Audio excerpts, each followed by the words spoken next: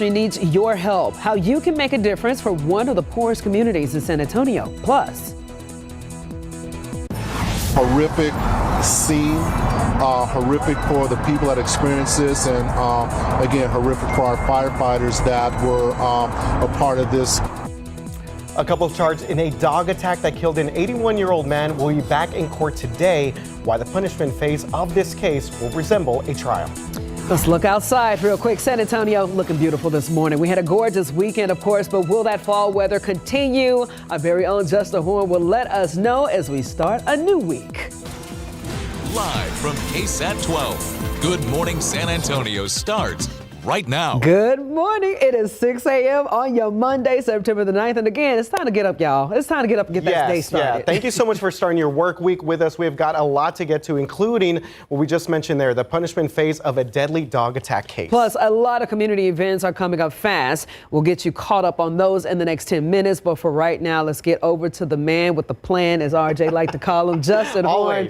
Of course, He's got some good stuff for us. He's always cool, man. And guess what? He's bringing in the cool temps again. Oh, it feels so good outside this morning. And for those kids heading to the bus stop, it's gonna be a good walk. When you're waiting on the bus, it feels good.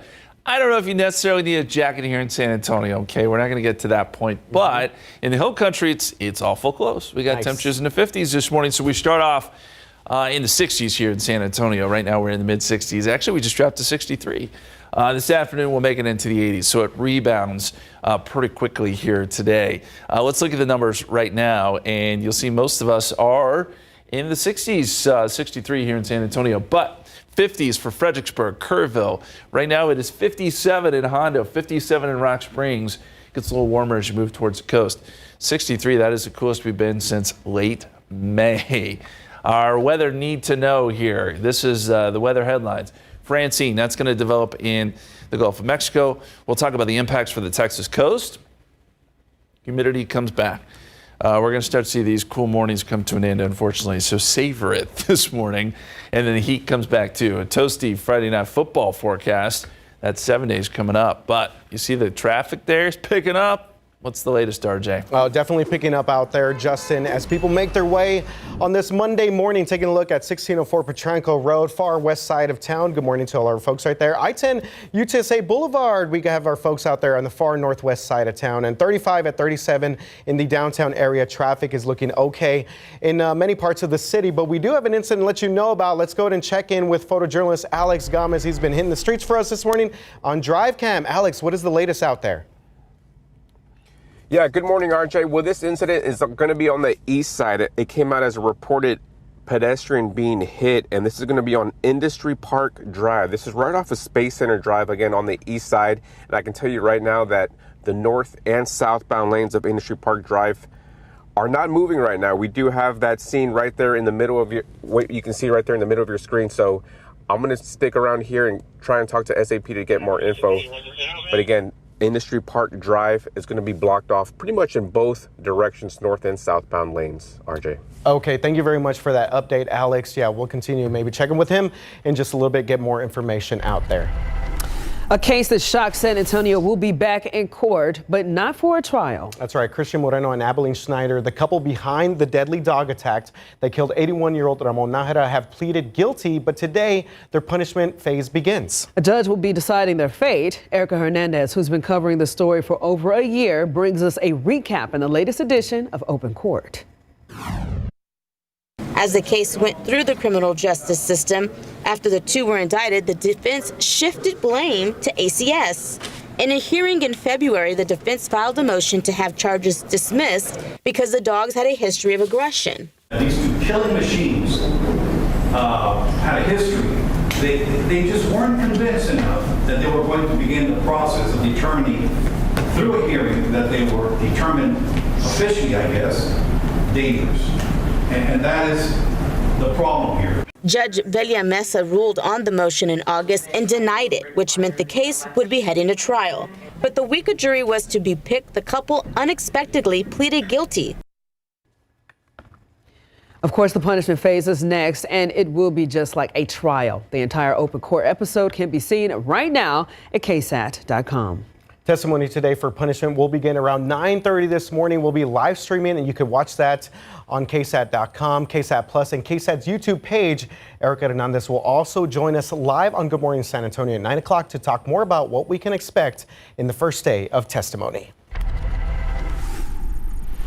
A Bexar County inmate has died. The sheriff's office just told us about this last night. They say 50-year-old Paul Sarabia died at a hospital on Friday. The day before, though, they say he had a medical episode while going through the booking process. While BCSO says the medical episode stems from withdrawal symptoms, the Bexar County medical examiner has not yet confirmed why Sarabia died. They are also waiting to fully confirm what happened in this case. The Texas Commission of Jail Standards and the Precinct 2 Constable's Office is also involved in this investigation. Less than a week has gone by since 4 people were killed at a Georgia high school. And today, students will be picking up their belongings. Right now, there's no date yet on when classes will resume at the high school. And there's still a ton of questions surrounding the alleged warnings leading up to last week's shooting. But here's what we know. 2 students and 2 teachers were killed by a 14-year-old gunman on Wednesday of last week. We also know that the suspect had only been registered at the school for about 2 weeks. Family members are saying about 30 minutes prior to the shooting, the shooter's mom tried warning the school about a, quote, extreme emergency, telling the school counselor to find her son immediately and check on him.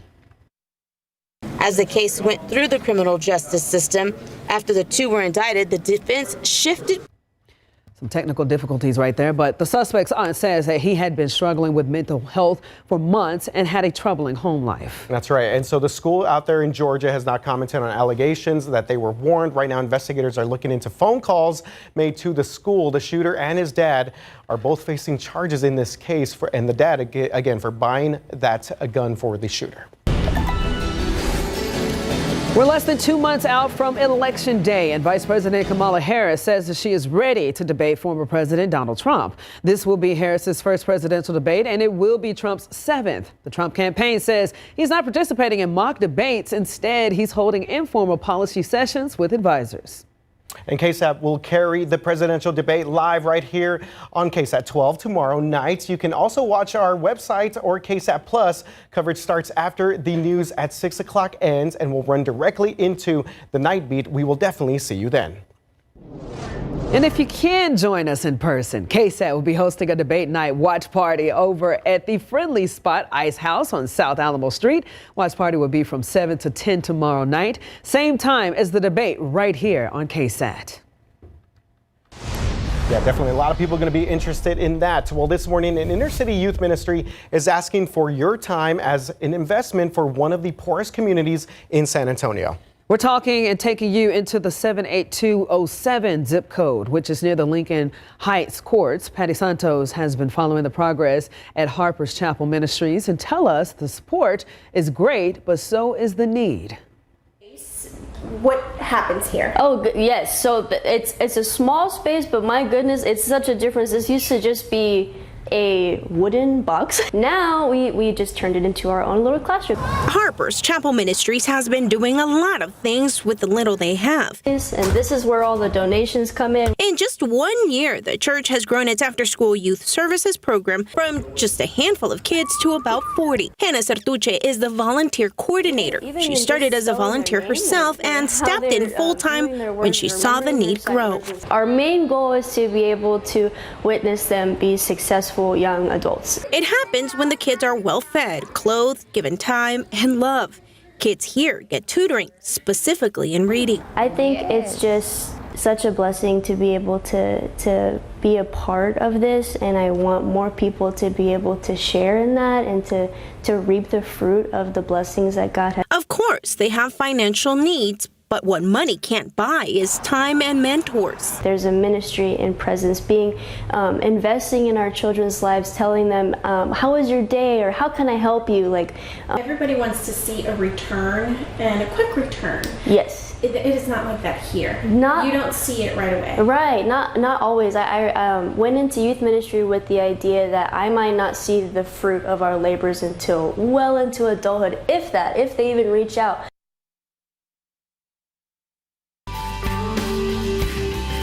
September is Hunger Action Month, so why not take the time to give back to San Antonio Food Bank? Right now on KSATcommunity.com, you can learn how to not only donate, but advocate for and support those in need in our community. And we are gearing up for this year's Head for the Cure 5K. You see the information right there. It'll be on September 28th across the street from KSAT out there at Providence Catholic School. You can register right now by scanning that QR code that you see right there on your screen. It's going to take you directly to the website to register. Proceeds from Head for the Cure go to brain cancer research. For more information, just visit our website at KSATcommunity.com. We got a lot of people participating in that this year. Yes, we do. Obviously, this is a big initiative from KSAT 12, honoring in part our former news director, Jim Boyle. So expect to see a lot of folks out there for a great cause. Definitely. It is 6:10 right now. We got 63 degrees outside. We them boys, the Cowboys rocked the house in their game opener against the Cleveland Browns. A recap of that big win led by the now highest paid player in NFL history. And Devin Karp back with the story of a local nonprofit organization serving close to 1,300 local families that have a child with Down syndrome. And we're taking you outside with live cam right now across the city of San Antonio. Good morning, everybody. Thank you very much for waking out there. You may notice some cooler temperatures. We're going to check in with Justin Horn on how long that's going to stick around. Also, check back in on your traffic as we see traffic moving along the city right now. Welcome back. It is 6:14. 1 in every 640 babies born in the United States will have Down syndrome, according to the CDC. And some parents of children with Down syndrome we spoke with say that getting that news can be frightening and isolating if they don't know what to do next. Absolutely. Our Devin Karp is back here in the studio sharing the story of a local nonprofit working to give families more resources and help. And this is all part of our KSAT Community Series. Good morning, Devin. Yeah, good morning, guys. The Down Syndrome Association of South Texas says they serve over 1,300 children and adults with Down syndrome, providing them and their families with programming, support, education, and community outreach. Now, we want you to meet Magali Diaz. Now, she's got an 11-year-old daughter, Audrey, who was born with Down syndrome. It says she receiving that news felt shocking and isolating because she didn't know anyone else who had a child with Down syndrome or the way she could help take care of one. Now, she heard about the Down Syndrome Association and started using their help to get access to therapies for Audrey. Now, after getting the help she needed, she started volunteering and has now joined the team full-time working with the nonprofit to help other parents who were just in her shoes. I think that it's all about community, and you don't have to do this alone. It's going to be much harder if you do this alone. But if you come and get involved and meet families, meet friends, you're never going to feel alone.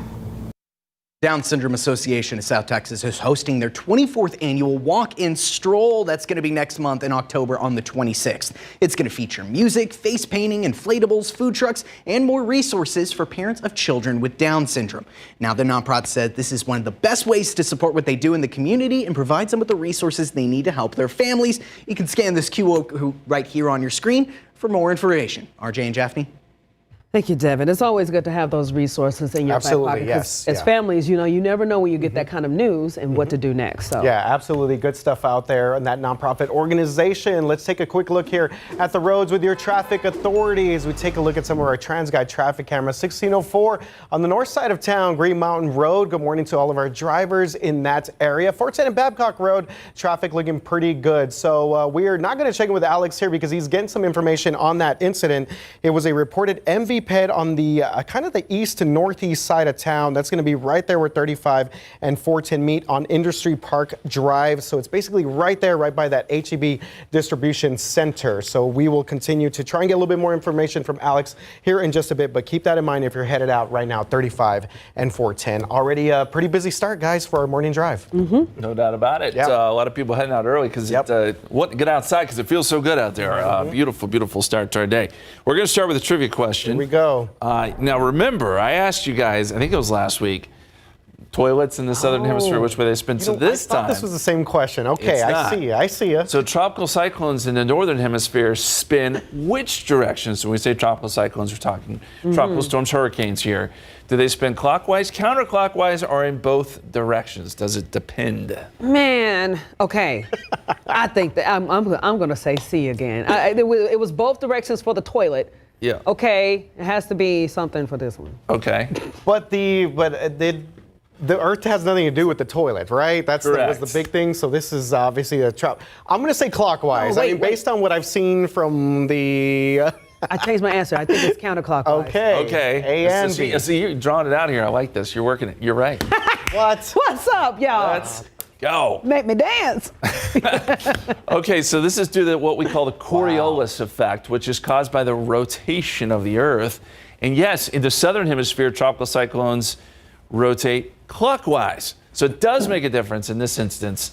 And we are watching what's going on in the tropics. Down in the Gulf of Mexico, we have potential tropical cyclone 6. Winds are at 50 miles per hour. And normally, we'd be pretty concerned about this, right? Just based on its current position. But in this case, the way this storm is going to move, it's not going to do a lot for us here in South Texas. Now, deep South Texas, it's a little different story. Brownsville, South Padre Island, we showed you the radar earlier. They're already getting some heavy rain. I think they'll get quite a bit. Right now, winds are at 70, or this is going to be the position on Tuesday, 1 o'clock, winds at 70 miles per hour. Then as it moves north, it becomes hurricane, Category 1 hurricane, but notice it's starting to curve away from the Texas coast. And right now, it looks like it'll make landfall anywhere between the Texas-Louisiana border and the middle part of the Louisiana coast as a Category 1 hurricane before moving north. And by the way, it would be Francine if it got a name. It looks like it will get a name, and then it will take a lot of that rain north with it. Here's a look at the futurecast. And yes, it does want to rotate some rain into the immediate Texas coast. It just does not make it all the way to San Antonio, which is why I think our rain chances honestly are pretty low. We're going to be on the drier side of things, and then it quickly moves off to the north and east by Wednesday. Now, on the back side of it, Wednesday afternoon, we could actually get a few showers, but that's going to be the extent of it. And the rainfall potential is going to be much higher down along the deep South Texas coast, 4 to 5 inches there, 2 to 3 inches across parts of Galveston and Houston, but hardly anything here around San Antonio. So we got, again, very low end rain chances as we head towards Wednesday. Outside right now, 63 here in San Antonio, 62 in New Braunfels. What a great morning. 50s for Bernie and Kerrville. And temperatures around the area, 50 for Tarpley, 56 Sabinal, 61 in Uvalde. It is really, really comfortable out there. And by noontime, we're up around 80. We'll make our way up to 88 this afternoon. Extended forecast, 10% chance tomorrow, 20% chance as we sat on Wednesday, just a small chance in the backside of that potential hurricane, and then warm temperatures going into the weekend. Mid-90s by Friday and Saturday. All right, Justin, good stuff there. Okay, guys, 6:21 right now, 65 degrees outside. Just ahead before 6:30, the Texans picked up where they left off last year with another win over the Colts. How they got it done on the road in Indy. Dupixent helps people with asthma breathe better in as little as 2 weeks. And when you can breathe better, what isn't better? This is better. This is better. That's better. And that. Even this. Dupixent is an add-on treatment for specific types of moderate to severe asthma. It works with your asthma medicine to help improve lung function. That's pretty good. Dupixent is not for sudden breathing problems. It's proven to help prevent asthma attacks. It can reduce or even eliminate oral steroids. And doesn't that make things better? Dupixent can cause allergic reactions that can be severe. Tell your doctor right away if you have rash, chest pain, worsening shortness of breath, tingling, or numbness in your limbs. Tell your doctor about new or worsening joint aches and pain or a parasitic infection. Don't change your stop asthma medicines, including steroids, without talking to your doctor. When you can get more out of your lungs, you can do more with less asthma. And isn't that better? Ask your doctor about Dupixent, the most prescribed biologic in asthma. 6:24, welcome back. It's a busy Sunday for the opening weekend of NFL football, but the Cowboys were already making headlines before kickoff. QB Dak Prescott agreed to a 4-year, $240 million extension, making him the highest paid player in NFL history. 31-year-old becomes the first player to earn $60 million per year. And the 3-time Pro Bowler finished second in NFL MVP voting last year.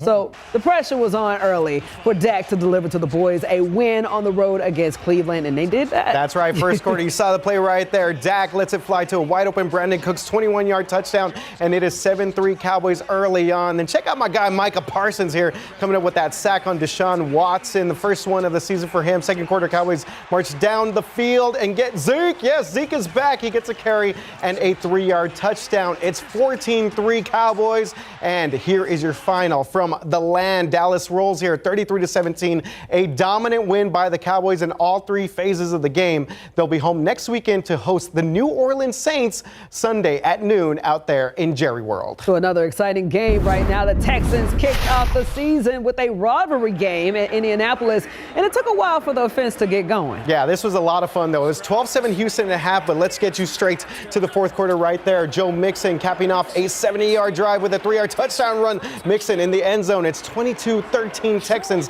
Later in the fourth quarter, Texans by 2. C.J. Stroud and Stephon Diggs connect on a big play right there. End zone. Second touchdown of the game for Diggs. 2 minutes left. Colts only down 2 when C.J. Stroud finds Nico Collins on the sideline with an incredible catch. Look at Nico stretch out right there before going out of bounds. Joe Mixon would later on convert on a third down moments later. You can't get enough, can't see enough of this catch there from Nico Collins, and the Texans rush attack, racking up 213 yards to put this game away. Good stuff there. All right, the Texans defeat the Colts 29-27. Houston was the only team in the AFC South to win on Sunday, and the Colts have not won a Week 1 game since 2013, which is the longest streak in the NFL. So looking ahead, the Texans head to prime time for Week 2, hosting the Chicago Bears at 7:20 p.m. for Sunday Night Football at NRG Stadium. Again, a big, exciting weekend on our boy. That's right. And you know what? I didn't want to mention that other football game, but I'm not going to talk anything about this. But you see right there, take back Texas, eat 'em up Cats. Good stuff there from Texas State against UTSA. There you go. 6:27 right now, 63 degrees outside. Ahead on Good Morning San Antonio, 6:30. If the Spurs make a move downtown, it'll cost a pretty penny. How about $3 to $4 billion in pretty pennies? The emails we uncovered for what the city is calling Project Marvel. Plus, some roads are closed for filming of the show 1923. We'll tell you what areas to avoid this week until the project wraps up. This morning on Good Morning San Antonio, a 12-year-old was arrested for making threats against schools. What we've learned in this case, plus community reaction overnight. Plus, in a case that you missed it, in case you missed it earlier this morning, a couple charged in a dog attack that killed an 81-year-old will be back in court today, while this phase of the case will look and sound like a trial. And take you outside with live cam. It was a great weekend to start off with definitely some fall-like weather, but will the heat return? We're going to check in with Justin coming up in just a little bit. Good morning. It is now 6:30 on your Monday. We're starting this week off on the right foot. Absolutely, yes. Glad you guys could be with us. Hopefully you guys had a great weekend out there. Them boys. So we do, yes. How about them Cowboys? Our action-packed hour is going to continue here with some new developments overnight involving, again, those threats against those local schools. Plus, there's a nonprofit organization that I want to tell you guys about that's making a huge difference in our community. But first, again, it is fall, y'all. We got to get to the man, Justin Horn, coming in with the temperatures. Again, this weekend I felt comfortable. I went outside, was cleaning my yard, and then this morning I also walked outside and I was just like, oh wow, we're getting into it now. Feels good. It's one morning. Yeah, after this, it all goes away, but we'll take it. Depressing. I know. 63 right now. It doesn't get much better than that. We've got 50s for Kerrville and Fredericksburg. This is the coolest weather we've seen since May, probably mid-May.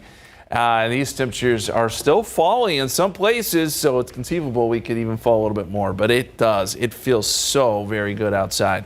And our forecast today takes us up to around 75 by 10 o'clock. We'll eventually top out close to 88. Sunny skies. They're mostly sunny skies for the most part. Pretty quiet day, but yes, temperatures are starting to warm up.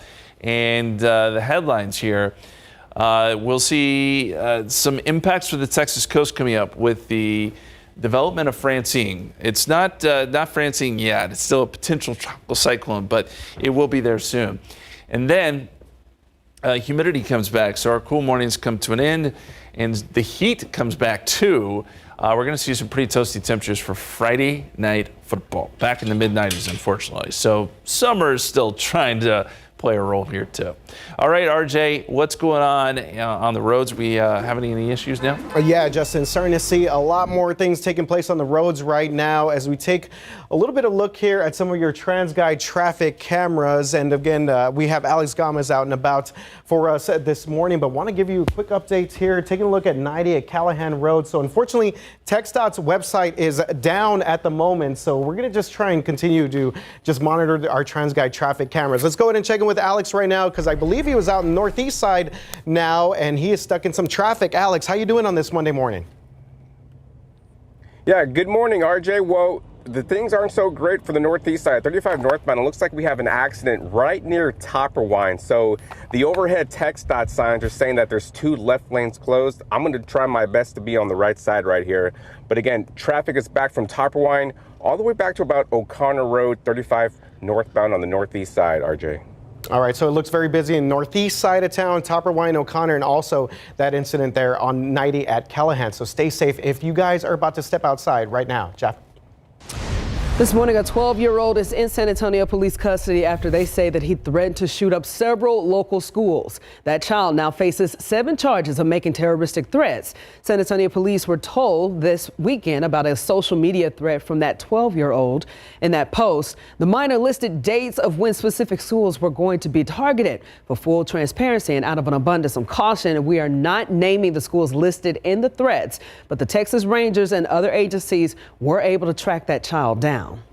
The arrest was made without any incident around 8 p.m. last night. That's right. This is a developing situation here. On a Facebook post, San Antonio police said that they take all threats seriously and urge all parents to monitor their child's social media accounts. And it's no secret that school safety is on the minds of many parents out there nationwide after last week's deadly school shooting in Georgia. In the hours since the arrest, that we've seen tons of reactions online. So we're going to go right now to Patty Santos, who's with us in the studio, and she is tracking all of this online chatter. Patty, what are people saying this morning? Well, you know, this hits very close to our community because we've had 2 mass shootings in the last 7 years. So our viewers are very closely paying attention to this.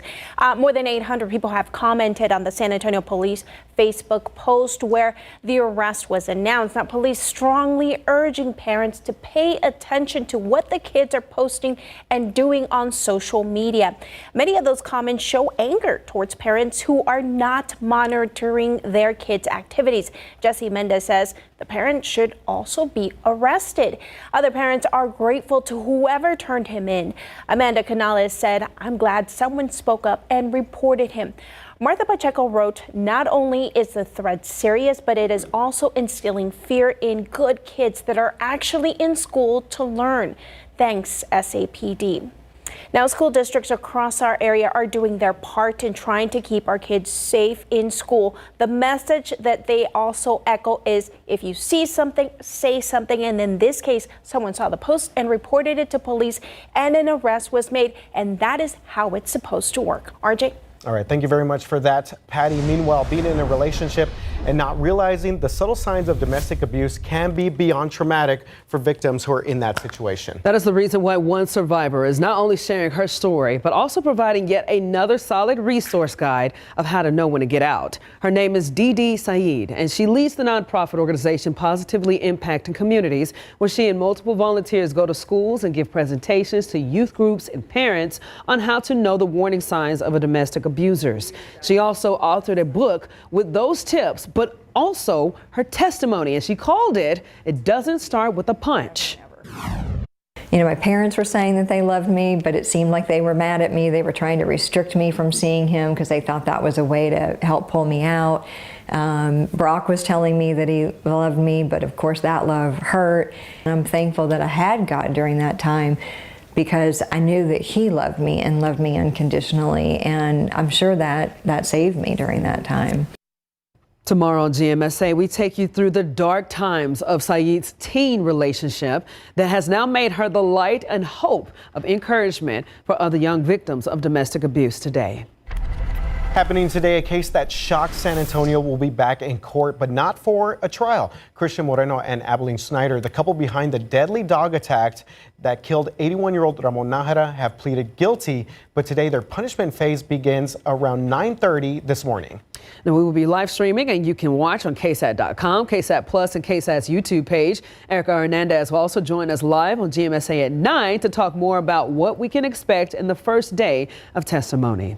Looking ahead later this week, your final chance to make your voice heard on the proposed San Antonio city budget is coming up. City has already held a series of 11 budget town halls around town, and the last public hearing is this Thursday at 9 a.m. We've got the full breakdown of what's in the budget, including more money for police officers, firefighters, and homeless camp cleanups. That's all on KSAT.com. All right, coming up on 6:39 right now on your Monday morning, and man, 63 degrees outside. I love it. I didn't think I was going to be able to say that this morning. Up next is not a superhero movie, but something called Project Marvel. It's coming to San Antonio. The plans to create a marvelous Spurs experience. 6:42, welcome back. Well, the plans to build a new Spurs arena and entertainment district in downtown San Antonio, that seems like it's going to be pretty expensive. Yeah, it's going to be a pretty penny here. In emails from the city of San Antonio show an ambitious price tag to bring the Spurs back to Hemisphere. Jaffney, I broke down the details as the Spurs look towards their potential future home. It's go big to go home for the city of San Antonio as the city tries to get the Spurs back to their roots at Hemisphere. We received emails showing how massive a move like this would be. In fact, the project has an impressive code name, Project Marvel. And it has a pretty big price tag as well, an estimated $3 to $4 billion to transform the southeast part of downtown San Antonio. So here's what we know based on the emails we received from an open records request. In June of 2023, City Assistant Manager Lori Houston emailed several real estate and consulting companies saying the city was, quote, exploring the development of a sports and entertainment district. In one specific email to a commercial real estate firm, Houston wrote on behalf of the city saying, quote, we are in the feasibility phase for a $3 to $4 billion sports and entertainment district.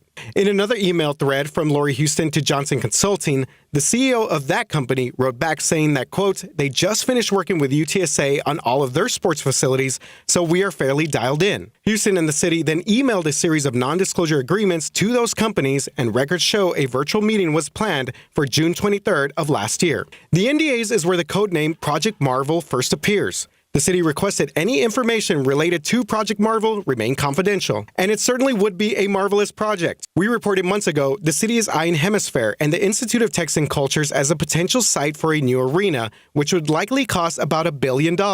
In a statement at KSAT in April, Houston wrote that the city's interest in that site included expanding the Gonzalez Convention Center, major upgrades to the Alamo Dome, and a potential land bridge over I-37. So the big question here is where would that potential $3 to $4 billion go? And how is this all getting paid for? Well, we reached out to the city for those answers and got back a statement from Laura Houston saying that the city remains focused on redeveloping downtown San Antonio. A sports and entertainment district would be a welcome addition. However, nothing has been decided, nor would it be before the city briefs the council and receives input from the community, end quote. Now, the Spurs, for their part, have not commented on anything related to Project Marvel, and their lease at the Frost Bank Center runs through 2032. They have not shown any signs of leaving the bank before then. All right, a lot of excitement right there. Yes. Been working hard on that project. Yes, definitely. Yes, a lot more questions, and hopefully get some more answers as we continue to dive into those some of those emails. Let's take you outside right now with your traffic authority as we take a look at some of our TransGuide traffic cameras. And again, 90 at Callahan, west side of town. Pretty busy out there as they adjust some of the cameras there. And yeah, we do see some backup here. Again, TxDOT's website is down, so we're just going to try and get as much information as we can from some of these cameras. Speaking of some major backups, Alex Gomez is on the northeast side right now. At last check, he was over by 35 Topper Wine O'Connor Road, and he is still stuck in traffic. How's it going, Alex? Yeah, not so good, RJ. This one's a big slowdown on the northeast side. Again, there was an accident 35 northbound right at Topper Wine where we do have two left lanes closed. That's why we have a pretty big backup that's stretching as far as Weidner Road now. So it took me about 15 minutes just to get to Judson Road from about O'Connor, so keep that in mind, but it's all right. It actually gives me more time to celebrate the Dallas Cowboys. Dak Prescott, RJ, 19 completions for 179 yards. You see what happens when you pay the man? Now, can he do this when it matters? Can he do this during the playoffs? Yeah. RJ? Let's talk in January and see where that, if Dak is worth that money. But yes, Dak got paid and good win there for the Dallas Cowboys. All right, stay safe on the roads this morning, Alex. All right, so thank you very much for that. And looking ahead, the filming of the TV show 1923, that is the prequel to Yellowstone, is going to impact several closures downtown in the coming weeks. Roads and sidewalks will be open, but there will be no street parking on Broadway between East Pecan Street and East Travis Street. Then later this month, there will be street closures from Broadway to Travis Streets due to the show's filming. You can find more details right now on our website at ksat.com. All right, yes, definitely going to be very busy out there. And Justin, already seeing a lot more people on the roads. Yep. What's the weather going to look like today? Oh, well, it's beautiful this morning. We've had such a great start. What a way to start the week, right? 63 here in San Antonio, 62 in New Braunfels, 64 Converse. We've got 50s on the map in Bernie and Kerrville. As I've been saying, this is the coolest weather we've seen since mid-May. So it's been a little bit. And even a little bit of a breeze out there to make it feel that much better. 70 at 9 o'clock. By noontime, we're already up to 80. So it does warm up pretty quickly today. A lot of sun, and we should make our way up to around 88. Still looking at a northeasterly wind, though, and that helps keep dew points down, at least in the short term. Now, as we go forward, we're going to see those dew points start to rise again. We've been in the dry to pleasant category. Now we're going to start to rise back into the muggy territory, probably as early as Wednesday, and continuing right on into the weekend. So these comfortable mornings are going away. Tomorrow morning, 67, but by Wednesday, Thursday, Friday, Saturday, you see these numbers start to jump back up into the mid-70s. It gets muggy. So bottom line, enjoy it this morning. Enjoy it because this is not going to last. All right, let's go out to the Gulf of Mexico. We've got a system developing here, potential tropical cyclone 6. This is likely going to become Francine, and it is throwing some heavy rain already this morning into parts of very deep South Texas. So South Padre Island here, Brownsville. And they're going to see some pretty heavy rain, I think, over the next couple of days as this system starts to take shape. Right now, winds are at 50 miles per hour, but this is forecast to strengthen, and it moves north-northwest later today. And so by tomorrow, 1 o'clock, it's pretty close to South Padre Island and Brownsville as a tropical storm. And this, again, is where it will throw some pretty heavy rain in the direction of deep South Texas and the immediate coast. Category 1 hurricane by Wednesday morning. This works its way up towards Louisiana. I'd say landfall could be anywhere between Texas-Louisiana border and the middle part of the Louisiana coast as Category 1 hurricane, and then it quickly gets pulled north and takes a lot of the moisture with it. For us, we're just not going to see much, okay, because of the path that it's taking. So when we're talking rainfall, the highest totals will be down there around Brownsville, 4 to 5 inches, and then I think we'll see some good numbers, Galveston up to Beaumont. Maybe even an inch or so around Corpus Christi, but here in San Antonio, if anything, maybe a shower or two, but it's not going to add up to much. And so it's going to be our eastern counties. If there's going to be any rain, that's where it will be. 92 Tuesday, 91 Wednesday. We did put in some small rain chances there to account for any moisture that moves in our direction. Otherwise, it's hot as we get into the weekend. Hot and humid, and another rain chance by Sunday. All right. Yeah, we'll be keeping an eye on that for our friends down there in South Padre. Okay, guys, 6:49 right now and 63 degrees outside. Check it out. I got a present for you guys. Yeah. Yeah. We got Talking the about one this and all only weekend. thing. Okay, before 7, we're having some breakfast and a Lay's potato chip. Could this Rudy Tooty fresh and fruity snack be of interest to parents as they send their kids off to school this morning? Live look outside. Good morning, San Antonio. Thanks so much for waking up with us. We're wrapping your day up tomorrow. Next. Looking ahead, Monday Night Football, y'all, is back on KSAT 12. Aaron Rodgers and the New York Jets are on the road against the Super Bowl runner-up, the San Francisco 49ers. All the action starts at 6:30 tonight with the pregame fun, and then game kicks off at 7:15. You can watch it all right here on KSAT 12. All right, tomorrow on DMSA, we've been reporting about parental stress being at an all-time high right now, while a federal program called Head Start is hoping to ease that stress with affordable child care. Okay, guys, so we've been talking about this a little bit all morning long, and again... You've been talking all weekend. I was excited. I went shopping at H-E-B, and I got these chips right here. It's these Rudy Tooty Fresh and Fruity Lay's potato chips. You already know Lay's is involved with doing those out-of-the-box flavors, and I know this was released earlier this year. there. And looking at the comments, everybody was just like, this is actually pretty good. So I was just like, why not have breakfast with my GMSA brothers? So we're going to crack this thing open. I've It never says seen these. strawberries. Okay. Ooh, it smells pungent. Okay, strawberries topped with pancake syrup and bacon. So here's how they look. They're a little pink. They're pink. Yeah, Justin, so you cannot. Yeah, Justin, you're gonna have to try this. okay, y'all ready? You can't have just Cheers. one, right? Cheers. Boom. Ooh, this cheers, is yes. strong. Look here, I just took a bite. Yeah, I don't know. Not a fan. It's no for me. Oh my God. And I like strawberry flavor. Lord bless you, Jesus. It's not horrible. No, it is. Okay, so basically, if you are interested in this, But it's not great. This is breakfast, basically. Ooh, Lord, it's getting worse. Okay, yeah, so you guys can have this if you want. You can send your kids off to school with this snack. Definitely, It's breakfast and a chip, and when I tell you, it is definitely sweet. Yeah. It tastes like a very, like a stretched out Fruit Loop almost. Like, I don't even know, but Stretched out fruit. It's definitely strawberries in a chip. A strawberry pancake in a chip. I think they nailed the flavor. I don't know. They I did. can taste hints of syrup and hints of You strawberry. can. You which can't is- taste the IHOP. It's very distracting, but again, to each their own. Are you about to take another one? Let's do it. Look at this one. Okay. Okay. These better. are. It's still not bad. Oh, God. Okay, yeah. So here you guys go. If you need a snack to take kids on the road for, this is breakfast and a chip. There you go. There you go. All right. Speaking of hitting the roads right now, biggest thing that we're seeing right now is going to be 35 northbound. For 1604, we do have a crash being reported northeast side of town. Also, a stall vehicle that tried to get chip out of my mouth here. At 35 south at Topper Wine. So 35 right now, both directions on northeast side. Major backup out there, Justin. Oh, that looks like a nightmare. Okay, forecast today. 66 at 8 o'clock. By noontime, we're at 80, and we'll make our way up to 88 this afternoon. Lots of sun. Should be nice. We're going to see mornings start to warm up a bit. We do have some small rain chances Wednesday with that system developing in the Gulf, but for the most part, we miss out on any good rain from that. All right, well. Starting to settle in a little bit? No, I don't like it. It's not nice. You can have this. So it's a little I'm good. rumbling Hey, stomach. give 'em cats. All right, guys. I'll see y'all at 9. Have a great morning.